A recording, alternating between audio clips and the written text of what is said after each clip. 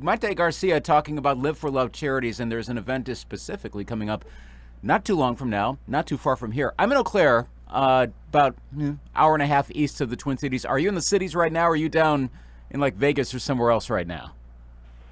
I'm in Vegas right now, but I'm heading over to the Twin Cities in a couple days. Okay.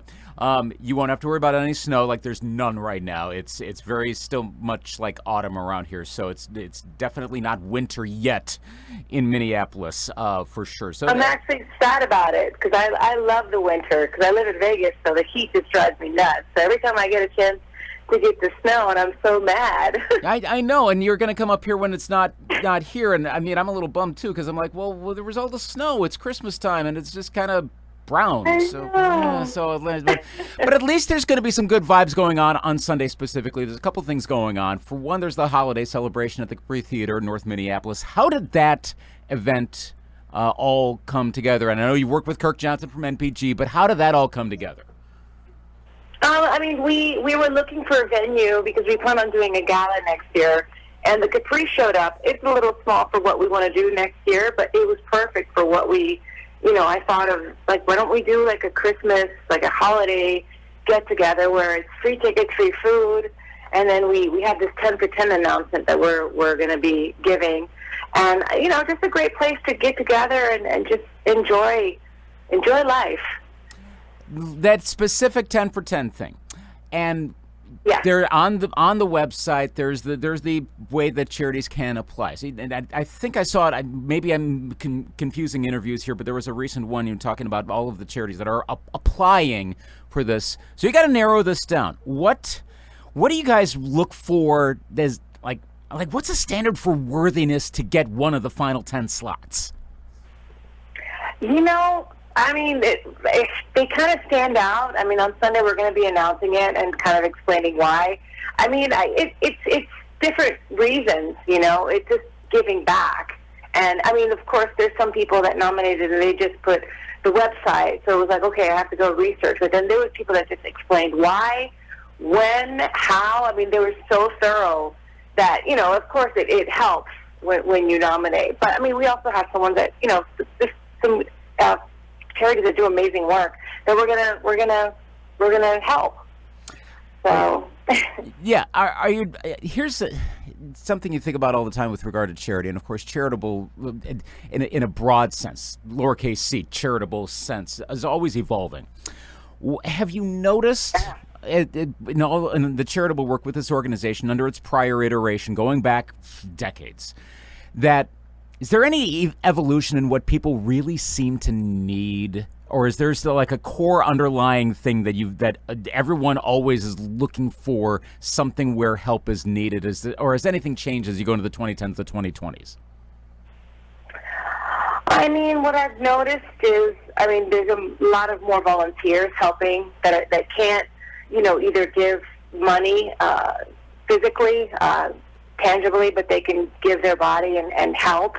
I've been to several homeless feedings where, it was amazing and such a great feeling to see everybody join together and just give people what they need, which is food and clothes. And that hasn't changed. That's been always a situation that I've noticed throughout the years of doing this work. I think what I'm seeing more of is people getting involved, which is great. It's good. Mentioning for next year, and I saw in the prep that was sent over, that more involved with what says kids education and music. Now, of course, working at a music radio station, and of course with you having a history with Prince and everything. So the concept of music overwrites everything. So what do you have planned next year that involves projects with music? Well, I'm very excited because I was in the military, and when I was studying dance, it was really hard for me to find really good teachers. Same thing with musicians. I'm starting a program called Live for Music, where you can send a video of your child, and if your child has any kind of talent, we're going to place them with Berkeley teachers and students. Teachers that are professional musicians that are willing to donate their time and teach these people, mentor these people, these children, into giving them hope and believing in themselves. So I'm really excited because the list is outstanding, and I'm so grateful of the people that have said yes to this program. You make an interesting point, and you mentioning Berkeley. Of course, ears always perk up when I hear that and the excellence of that. But you coming up in the world of artistry as a dancer, coming up that way.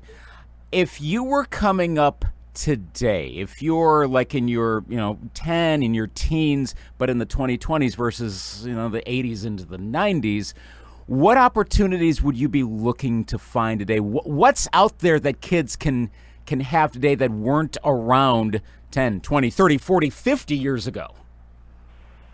Well, I mean, there's social media. You can go online and tape yourself, and hopefully it gets viral, and most of the time it does, and somebody sees it, and then, your world changes. I mean, for me, it was, I gave a videotape to Prince. And before that, professionally as a dancer, I got to study in places that I was scared to, but I just ventured out, and I went, and I showed what I had, and I was talented enough to join these programs. But I think it's social media, being able to take yourself and put yourself out there.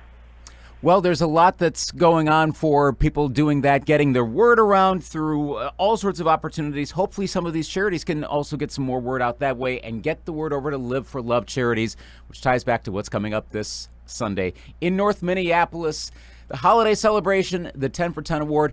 Mayte Garcia, I remember seeing the videos back in the 90s, and I get a chance to talk to you today, and you're doing a lot of good. So this has been an honor. Thank you for doing what you're doing. Have a Merry Christmas, Happy New Year's, and a Happy Holidays.